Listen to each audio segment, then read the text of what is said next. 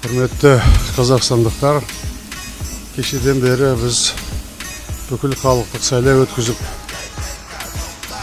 мәслихатты, жергілікті органдардың сайлауын өткізіп жатырмыз. Можно пригласить музыку? Привет, друзья! Вот только что вы и познакомились с Ириной Кайратовной. Сейчас я вам расскажу, какое отношение она имеет к Димашу. Не забудьте подписаться, поставить лайк и нажать на колокольчик. Ирина Кайратовна – это группа, работающая в музыкальном жанре рэп. Рэп – это речитатив, его можно накладывать на хип-хоп, бит, на рок-музыку и другие жанры. Так вот, группа, с которой я познакомлю вас сегодня, работает именно в этом жанре. Официальная дата появления группы Ирина Кайратовна – 19 мая 2017 года. 4 парня работают в этой группе. Они бывшие участники игр КВН, телеведущие одноименного шоу. После КВН ребята снимали в Инстаграме вайны. Вайны – это видеоролики, главная особенность которых – короткометражность. Обычно их длительность варьируется в пределах 6-60 секунд. Так как время ограниченное, то делать юмористические зарисовки было сложно. Популярность вайны не набирали. Тогда парни решили сменить формат, запустили в YouTube отдельную передачу. До 2017 года участники группы Ирина Кайратовна юмором занимались только на любительском уровне. Немного позже настала пора профессиональных роликов. Тогда они запустили свое шоу под названием «Ирина Кайратовна». Свой первый выпуск они отсняли не сами, а с помощью приглашенного режиссера и видеомонтажера. Этот клип сразу же набрал популярность, более 10 тысяч человек его посмотрело разом. С этого момента шоу стало набирать обороты. Их видео разное по качеству. Есть просто легкий юмор, а есть и откровенная критика. Они постоянно ходят по острию ножа. В своем шоу ребята делают не только юмористические сценки, но и записывают рэп-хиты. Они наравне с шоу мгновенно становятся популярными. Так, последний трек «5000», такое вот интересное название, уже посмотрели около 9 миллионов человек. Смотрит это шоу в основном молодежь от 18 до 24 лет. Причем парням оно нравится больше, чем девушкам. Примерно 60% от всех просмотров составляют мужчины. Возможно, в будущем их аудитория расширится, а критики признают их юмор более высокого качества. Благодаря своим выступлениям парни один за один только прошлый год заработали более 6 миллионов тенге. Но не все деньги парни тратят на себя. Многое отдается на благотворительность. Так, Алдияр Жапарханов, один из участников группы, в Алматинской области построил жилые дома. В одном 4 квартиры, в другом 5. Они отданы во владение многодетным матерям. Всего 43 малыша получили новые квадратные метры. Таким способом малообеспеченным людям еще никто не помогал. Парням всего по 26 лет, и они ровесники Димаша. Если я скажу, что Димаш любит рэп, то я ничего не скажу. Димаш рэп просто обожает. Үлкен кіші алы жақын туыс бауыр ағайын шын көңілімнен мен сіздерге айтамын қазір күннің жігіттері ол толайын біздің жігіттерге жырдан насыл ақат ағайын таныс әлі бейтаныс па бәрібір үлкенге де кішіге де сый құрмет сәлем біл өз ана тілін қасірлеген ардақтап таныта білген бір сыры мен 8 қыр I feel the time to my heart into stone.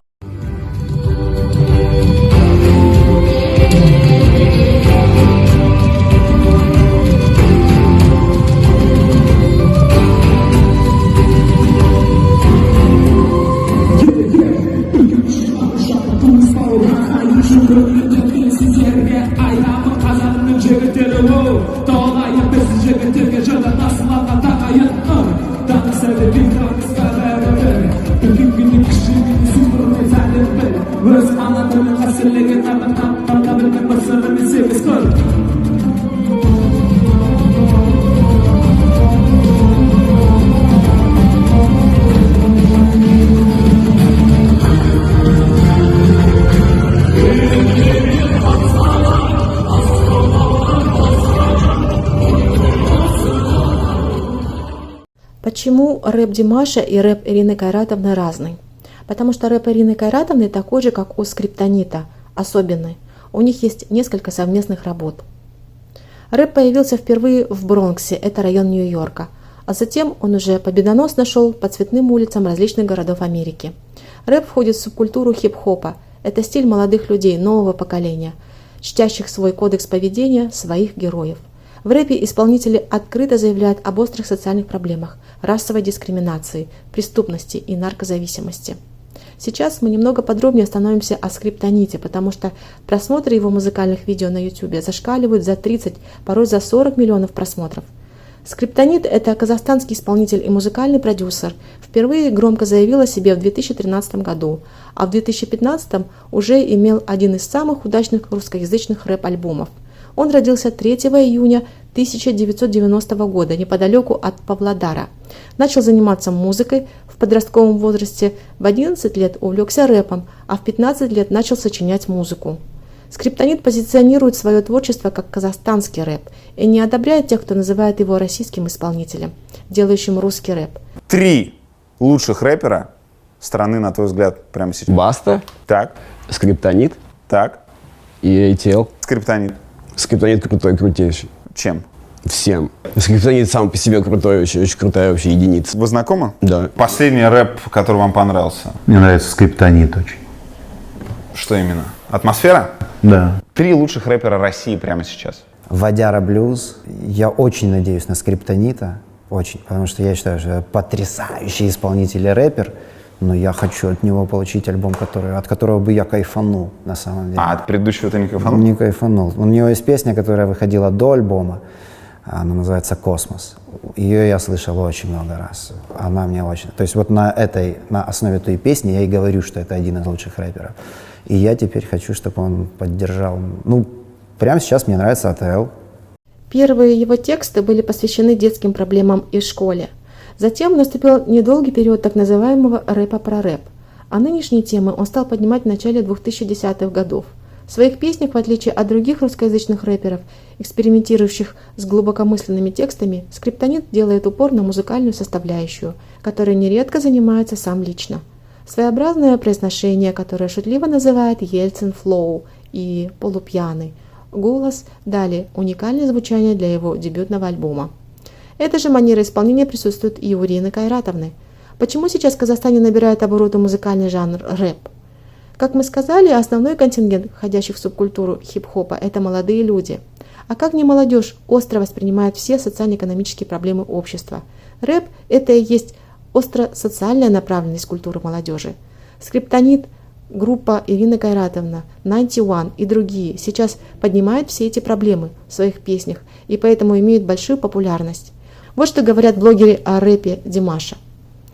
Теперь он читает рэп, и какой прекрасный у него флоу, техника исполнения рэпа. Мне так нравится, у него есть разные танцоры, яркие лучи света, потрясающий вокал. И мне очень понравилась часть, где он начал читать рэп. Меня всегда впечатляет, когда певцы могут переходить от пения к чтению рэпа и обратно. Это просто показывает разноплавность, которая ему определенно свойственна, ведь сколько раз уже он переменился в этой песне. Мне нравится танец на заднем плане, это добавляет драматичного эффекта выступлению. И мне очень интересно, вернется ли он еще раз к рэпу в оставшейся часть выступления, потому что до конца всего пара минут. Как видите, рэп очень популярен в Казахстане. Казахстанские таланты развивают рэп не только у себя в Казахстане, но и за рубежом, и прежде всего в соседней России. Мы только рады всем этим достижениям наших ребят. Сегодня мы все сказали. До свидания. До новых встреч.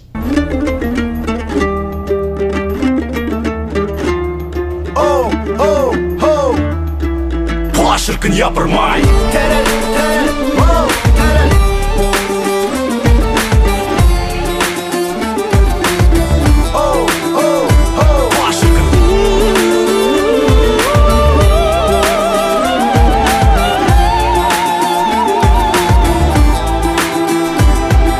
Мен қазақпын, тәуелсіз еркен елім, батылдық пен ерліктің өртенендім.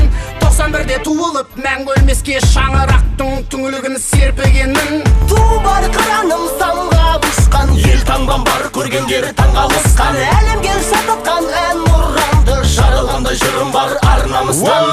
5 ғасырдан асқандай ел жаңғырып, Асу белеспен бел қалғырып, Қадамымды ширатып, ширек ғасыр ұлы жолды бастадым. Мен мәңгілік, мен қазақпын, ойламай алмай жеке басын ұланға ербек күткен шекарасын. Астананың төрінде табыстырған Атырау мен Алтайдың екі арасын. Бұл кім десең мен қазақпын, мың өліп мың тірілген, көк байрақ туым бар, елім бар, жерім бар. Бұл кім десең мен қазақпын, мың өліп мың тірілген, көк байрақ туым бар, елім бар, жерім бар.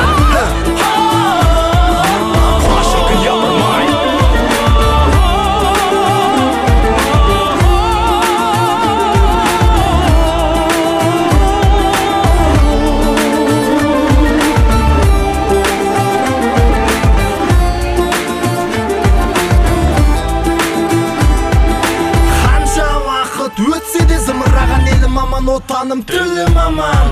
Асқақтатып рухымды өр намысты ержүрек қылып өсірген ұлы далам. Мен қазақпын, мейірбан халықпын, мен мейірімін мұны әлем танып білген. Адамзаттың алаңдап тағдырына атымды да шаптырған алыппын мен. Мен қазақпын, кендемес дарынды ұлдан, азаттықтың жолында жаным құрбан. Елін сүйген елбасы 25 жыл талай биік шыңдарды бағындырған.